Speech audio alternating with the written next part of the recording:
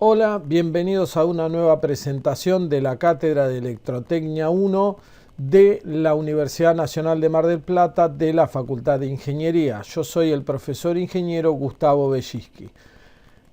En el día de hoy lo que vamos a ver va a ser métodos de nodos, métodos de análisis de nodos, uno de los métodos de resolución de circuitos eléctricos que tiene más aplicación y que es el motor muchas veces de los simuladores que se utilizan para mostrar circuitos eléctricos y resolverlos en software. Muy bien, supongamos que nosotros tenemos un circuito como este que queremos resolver en términos de tensiones y corrientes. Recuerden que resolver significa calcular tensiones y corrientes en cada una de las ramas y en cada uno de los nodos. Recuerden que nodos le vamos a decir al encuentro de dos o más elementos, ¿sí? Dos o más elementos, los lugares donde se distribuye probablemente la corriente. Vamos a ver cómo lo trabajamos entonces. En principio, extendemos nuestro pizarrón virtual y volvemos a dibujar nuestro circuito. Y vamos a ver, como hacemos siempre, las corrientes que se pueden individualizar en este circuito. En este caso, y en un arranque imaginativo, le ponemos I sub 1 a la corriente que viene de izquierda a derecha y que entra al primer nodo superior, y sub 2 obviamente, y sub 3 la corriente que baja, y ya podemos escribir nuestra primera ecuación de Kirchhoff, que es que la corriente entrante es igual a la suma de las salientes. Apropiadamente podemos hacer con I4 e I5 que están en el nodo del lado derecho, y podemos escribir también la ecuación I2 es igual a I4 más I5. Hasta acá no hay muchas novedades, esto es una ecuación en corrientes. Lo que sí, noten la particularidad de que tenemos 5 incógnitas y tenemos nada más que 2 ecuaciones, así que nos harían falta buscar más ecuaciones. Y acá viene en nuestra ayuda el método de nodos. ¿Qué es lo que hace el método de nodos? Vamos a ver. En principio, vamos a decir que cada nodo del circuito va a estar a un determinado potencial. Esto lo puedo decir siempre. O sea, va a haber un potencial, aunque el potencial sea cero, siempre voy a poder decir tengo algún tipo de potencial. Y también siempre voy a poder decir que alguno de los nodos va a estar a potencial cero. ¿Por qué va a estar a potencial cero? Porque el potencial cero lo elijo yo. Recuerden que la referencia es totalmente caprichosa. ¿Dónde me conviene tomarlo? Lo vamos a volver a ver después un poquito más adelante, pero es conveniente tratar de tomar como nodo de referencia y a ese nodo ponerle el valor cero. Es conveniente tomar aquel nodo al cual concurren la mayor cantidad de elementos posible. En este caso es clara la elección, y esto es una cuestión de conveniencia, no quiere decir que haya que hacerlo en forma obligatoria. Yo podría elegir donde está la posición de B1, elegirlo como 0, donde está la posición de B2, elegirlo como 0. Lo que pasa es que me conviene anular la mayor cantidad de elementos concurrentes posibles. ¿Cómo sigue a continuación el método de nodos? Bueno, me fijo. La resistencia R1 está a una diferencia de potencial. ¿Por qué? Porque la recorre una corriente. Entonces, ¿a qué potencial positivo del lado más, digamos, supuestamente positivo, se encuentra la resistencia R1? ¿Y a qué potencial negativo se encuentra la misma resistencia? Si yo calculo la diferencia de potencial dividido el valor de la resistencia, obtengo la corriente I sub 1 y puedo reemplazarlo más adelante en la ecuación de acá arriba. ¿Se nota cuál es la intención del método? ¿Se ve cuál es la intención del método? Entonces, del lado izquierdo yo supongo, no puedo suponer al revés, guarda con esto, ¿sí? Lo decimos siempre, pero lo destaco. Si la corriente va de izquierda a derecha, a la izquierda tiene que ir el signo más, ¿sí? Una vez que hice la suposición de corriente, me arrastra a la suposición de tensión, no puedo cambiarla, ¿sí? La corriente siempre entra por el lado positivo en una resistencia, ¿sí? En una resistencia la corriente siempre entra por el lado positivo, y así puedo escribir que el lado positivo está, fíjense a qué tensión, 0, la de abajo, 0, lo sigo por acá, subo B sub A y me queda B sub A. B sub A menos porque está del lado negativo, B sub 1 dividido la resistencia que encuentro en el camino. En este caso encuentro únicamente R1. Lo propio puedo hacer con R3, por ejemplo, pero ahora hay que ver que R3 tiene una situación un poco más compleja con respecto a B2, no con respecto a B1. El lado positivo está en B1, pero el lado negativo está en B sub 2 más B sub B. ¿Sí? O sea, el lado negativo de potencial está a una potencia, un potencial tal, a una tensión tal, que es B sub 2 más B sub B. Y hago la diferencia entre los dos porque es lo que cae sobre la resistencia. Entonces, para escribir la ecuación de I sub 2, digo que I sub 2 es B sub 1 menos B sub B más B sub 2, la tensión que hay en su borne, dividido la resistencia por la cual circula esta corriente I sub 2. Y lo propio puedo hacer con I sub 3 e I sub 4, nada más que para I sub 3, por ejemplo, ahora tengo que la tensión inferior de I sub 3 es 0. ¿Sí? O sea, la tensión I sub 3 va a entrar en el borne de potencial 0, así que me va a quedar B sub 1 sobre R2 directamente, y haciendo lo propio puedo escribir I sub 4 e I sub 5, porque el 0 se anula, no lo escribo directamente. Una vez que tengo todas estas ecuaciones de corriente, me voy allá arriba al sistema de ecuaciones que yo escribí y que no estaba completamente determinado porque tenía más incógnitas que ecuaciones, y escribo apropiadamente lo siguiente. Escribo en lugar de I sub 1 igual I sub 2 más I sub 3, y en lugar de I sub 2 más igual a I sub 4 más I sub 5, escribo el reemplazo. Yo ya había escrito que I sub 1 era tanto, I sub 2, I sub 3, I sub 4 e I sub 5, así que finalmente puedo escribir todas estas ecuaciones, ¿sí? Y noten ustedes una gran virtud en el 1', por ejemplo, o en el 2' y en el 2', en las dos ecuaciones que acabo de escribir. Ahora solamente tengo como incógnitas, B sub A es una fuente, yo acá la denominé B sub A, B sub B era otra fuente de tensión. Las variables, las incógnitas desconocidas son B sub 1 y B sub 2. Y noten ustedes que acá tengo dos ecuaciones con solamente como incógnitas B sub 1 y B sub 2. ¿Se entiende? O sea, reduje un problema de 5 incógnitas a 2 que se pueden resolver con dos ecuaciones. Esa es la virtud justamente del método de nodos, del análisis nodal, como se le dice. Y después lo único que hago es agrupar para que quede prolijo y poder escribir una matriz. Si ustedes se fijan, puedo agrupar todo lo que está relacionado con B sub 1 como 1 sobre R1 más 1 sobre R2 más 1 sobre R3.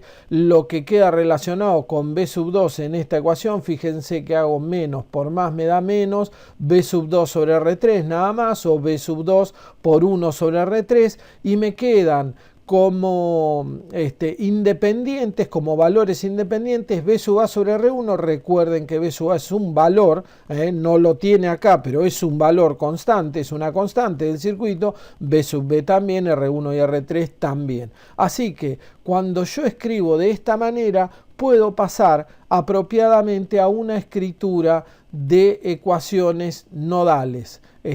Me fijo en esto, particularmente trato de retenerlo porque ahora cuando cambie de diapositiva voy a ver qué significa cada una de las partes de esta ecuación. Pero destaco este hecho, esta es la ecuación de análisis de nodo del circuito que vimos al principio. Vamos a ver ahora ¿cómo se resuelve? Es sencillo, por supuesto, porque es una matriz de 2×2 completamente determinada, no presenta un desafío matemático, pero sí vamos a ver que a lo mejor no hay necesidad de volver a escribir todas estas cuestiones de la corriente como hicimos antes, y se puede escribir de otra manera. Vamos a ver.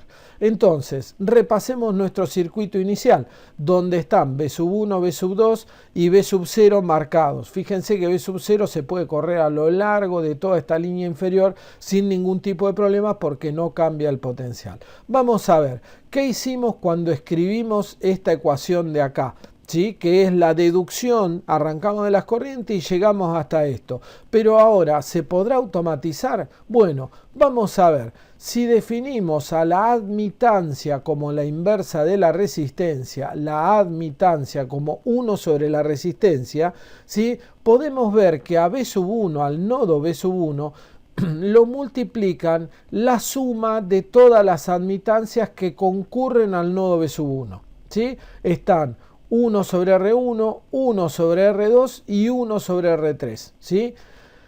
Y a B sub 2 en la ecuación 1, en la ecuación del nodo 1, a B sub 2 me queda primero negativo, multiplicado por menos 1 si quieren, pero me queda negativo B sub 2 y me queda multiplicado por la admitancia de esta rama sin tener en cuenta la fuente, por la admitancia de la rama compartida entre B sub 1 y B sub 2. La admitancia de la rama compartida entre B sub 2, entonces me queda 1 sobre la resistencia. Si la resistencia está en serie con una fuente de tensión, la fuente de tensión la paso para el otro lado y la escribo después. Pero por ahora solamente B sub 2 me va a quedar, esto es el método, B sub 2 solamente me va a quedar escrito multiplicado por la admitancia de la rama. ¿Sí? Esto es igual a... Vamos a ver, ya que lo vamos a destacar. En principio B sub 2 es la admitancia que comparten B sub 1 y B sub 2, el 1 sobre R3 que queda con valor negativo, y con respecto a B sub 1 el 1 sobre R3 va a quedar negativo en la ecuación del nodo 2.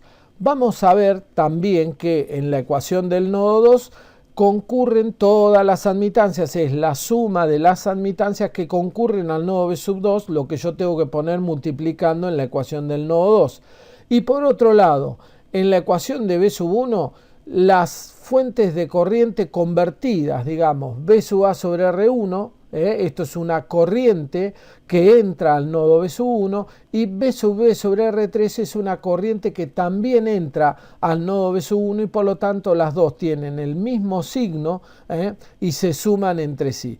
Por otro lado, con respecto al nodo B sub 2, hay una sola corriente que si estuviera conectada solamente la fuente B sub B, haría circular saliendo del nodo B sub 2 y sería menos B sub B sobre R3, que es como si la convirtiera usando la conversión de fuentes que vimos en el video anterior, en uno de los videos anteriores. De esta manera yo puedo escribir la ecuación de nodos como la matriz ahora de admitancias, donde está toda la suma de las admitancias del nodo 1. La admitancia compartida entre 1 y 2 con signo negativo me queda en la posición 1, 2. La admitancia compartida entre el nodo 2 y el nodo 1 con signo negativo me queda en la posición 2, 1. Y en la 2, 2 la suma de todas las admitancias que concurren al nodo 2 por las dos tensiones de nodo, B1, B2, el vector tensiones de nodo, igualado al vector suma de las corrientes provocadas. Si son entrantes llevan signo positivo, si son salientes llevan signo negativo, como método de digamos asociación mental. Guarda con esto porque esto no es exactamente que sean las corrientes que provocan ni nada por el estilo, ¿sí? Las corrientes que van a circular por las ramas las veremos después, pero en principio si estuvieran actuando esas fuentes solas, ahí serían como se determinan los signos que van a llevar las corrientes que provocarían las fuentes de tensión en este caso. Vamos a ver en qué se nos puede complicar esto del método de nodos. Supongamos que, por ejemplo, se nos agrega en el nodo 2 una fuente, un generador de corriente I sub S, de valor I sub S. ¿Qué hacemos en este caso? Bueno, es un ligero problema, pero no necesariamente es un problema muy grave, porque en todo caso lo único que habría que ver sería cómo se suma esa corriente. ¿Qué pasará si lo que se agrega es una fuente de tensión y no un generador de corriente? Bueno, en este caso mejor, más fácil por supuesto, porque fíjense ustedes que B sub 2 va a tener el valor de B sub S, lo va a determinar la fuente de tensión, nunca puede cambiar. ¿sí? Porque B sub S está entre el nodo 0 y el nodo B sub 2. B sub 2 tiene valor B sub S, ¿sí? En este caso no pasa nada, B sub 2 es igual a B sub S y resuelvo solamente la ecuación del nodo 1. Escribo todo para el nodo 1 y es la única variable que tengo. No tengo B sub 2 como variable. B sub 2 me da el valor de B sub S, cualquiera sea el valor que esta ecuación tome. Acá tengo escrita la ecuación de B sub 1, recuerden que tengo que escribir las corrientes entrantes al nodo B sub 1 debidas a la fuente, y así las escribo, y una vez que la puedo resolver ya tengo el valor obtenido. Ahora, un método un poco más difícil que este método fácil, que es decir, solamente me interesa la tensión, es cuánto vale la corriente que circula por la fuente que agregué, porque ahí tengo un problema nuevo que no me resuelve el método de nodos. No sé cuánto vale esa corriente. Bueno, vamos a ver si la podemos determinar. Vamos a complicarnos un poco más la vida y vamos a poner B sub S entre B sub 1 y B sub 2. Ahí es más horrible, ¿sí? Porque hoy B sub 2 quedaba fijada en valor, B sub 2 era B sub S. Acá la diferencia queda fijada entre B sub 1 y B sub 2, pero no me da ni el valor de B sub 1 ni el valor de B sub 2, así que hay que escribir ecuaciones. Un método fácil que podemos usar para estos casos es el método del supernodo. Es decir, vamos a considerar la diferencia de potencial entre las dos como B sub S. Vamos a reemplazar a B sub S por un corto para trabajar. Usamos el teorema, ¿se acuerdan?, de superposición, y trabajamos únicamente con las corrientes. ¿Ven? Eliminé todo lo que había en esa rama y lo reemplacé por una corriente. ¿Qué va a pasar por ahí? Que después en el nodo real, en las ramas que yo eliminé, realmente se van a dividir, van a hacer cosas raras, pero en principio lo que puedo hacer es reemplazarlo por un cortocircuito, porque desde el punto de vista de la superposición, la fuente de corriente se reemplaza por un cortocircuito y eso cortocircuita todo entre los nodos. Y ahora trabajo con las corrientes como vimos al principio. Lo único que no puedo eliminar en términos de corrientes es esta ecuación de B sub 1 menos B sub 2 igual B sub S, porque es la ecuación del supernodo. Esta no la voy a usar para trabajar. Yo voy a trabajar con B sub 1 y B sub 2 para resolverlo con las dos ecuaciones que escribí, y después a último momento voy a decir, bueno, entre B sub 1 y B sub 2 también hay una diferencia de potencial y ahí la voy a aplicar. ¿Me siguen hasta ahí? Es muy sencillo el método del supernodo. Ahora, ¿se podrá aplicar un método distinto? Uno que no suelen explicar los libros de electrotecnia básicos. El análisis nodal modificado, o MNA por Modified Nodal Analysis, ¿sí? En inglés, ¿sí? MNA. Si lo quieren buscar, yo ahora simplemente lo voy a comentar como punto de interés. La cuestión pasa por el mismo problema que teníamos antes.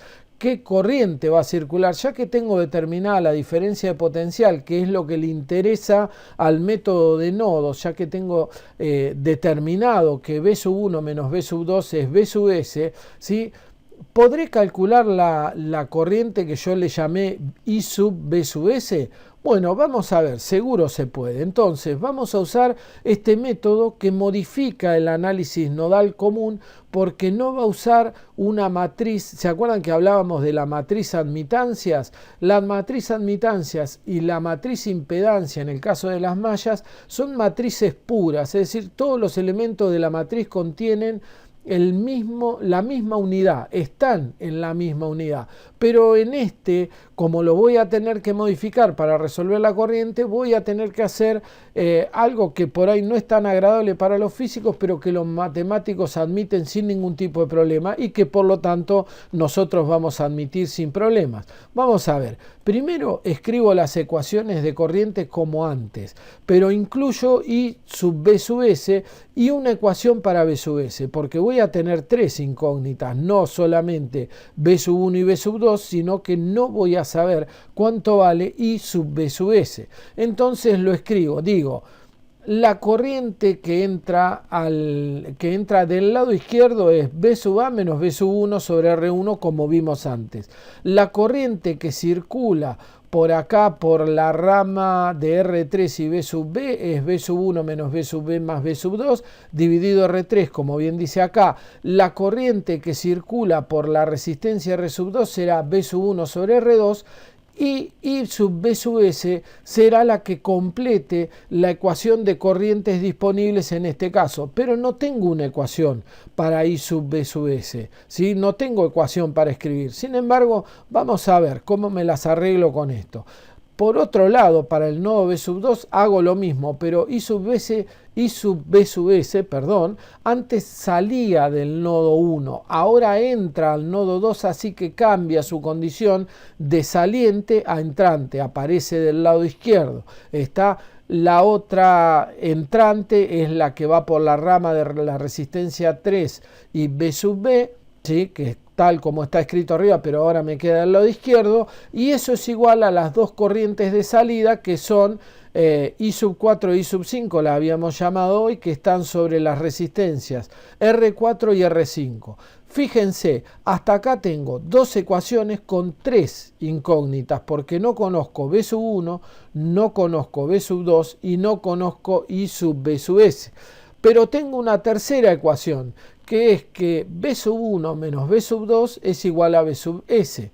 ¿De qué valdrá esto? Porque lo que sí noten, y esto es importante, B sub S no es una incógnita, es un valor constante, ¿sí? Entonces tengo una tercera ecuación que no parece estar muy relacionada, pero que ahora la vamos a tratar de escribir para poder escribir las matrices de este método, ¿sí? Vamos a ver cómo funciona.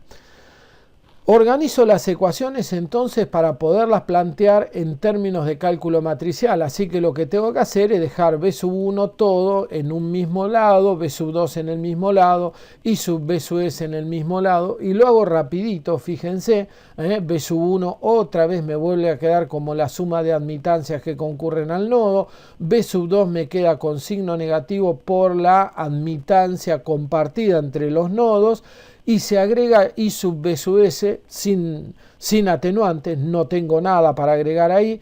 Lo mismo va a pasar en la segunda ecuación, en la de abajo, ¿sí? Va a quedar la admitancia compartida entre los dos nodos, entre B sub 1 y B sub 2 con signo negativo, la inversa, ¿sí? Va a quedar B sub 2 multiplicada por las admitancias que concurren al nodo y menos I sub B sub S sin atenuantes. Y por otro lado, sin atenuante también, B sub 1 menos B sub 2 igual a B sub S, ¿sí?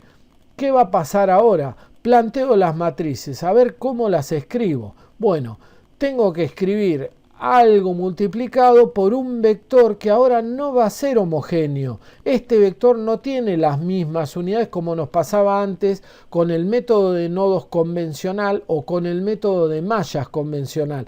Este vector, el vector digamos de las variables, el vector de las variables de entrada, si ustedes quieren, pero el vector de las variables va a estar en volts y en ampere.